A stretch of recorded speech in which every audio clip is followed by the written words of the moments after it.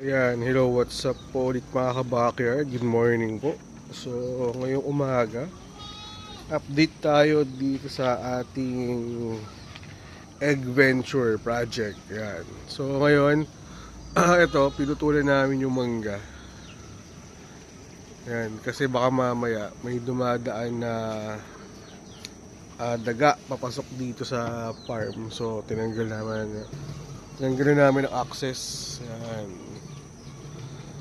Kasi last time may nakikita kaming mga ipot-ipot ng daga. So ayan, dito rin nawala na yung feeder ng kambing. Ayan, pinito na namin ng ganyan. Tapos sa loob dito tayo.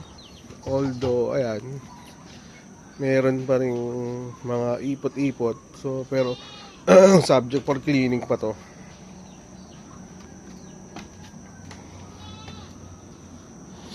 Tapos ito, yung mga nakita natin kahapon na mauga, wala na. Ito, mga bagong poste yan. Mga bagong poste, kinabitan namin para mas tumibay. Yan. Tapos yan, lahat full screen na. Yan, paikot na siya. Diba? So, inaantay na lang natin yung deliver ng ating RTL. Medyo mapapaaga daw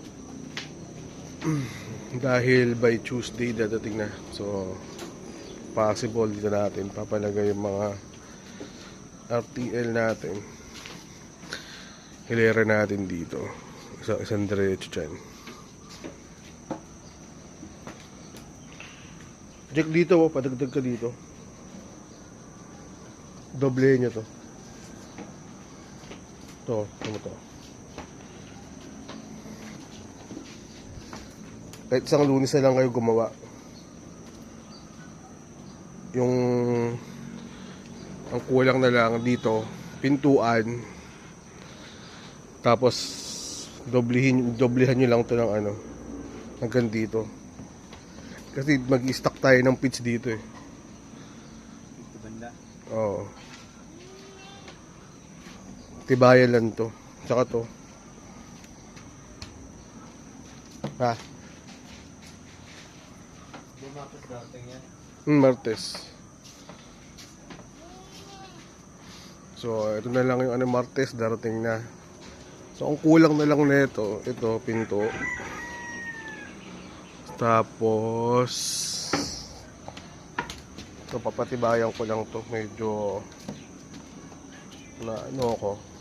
medyo lumulundo. Pero okay pa naman siya. Pero gusto ko lang tibayan ng konti. Tapos dito papatibayan ko ditong side. Kasi feeds, lagayan ng feeds. So dito kasi etong part na to gagawin kong sorting area.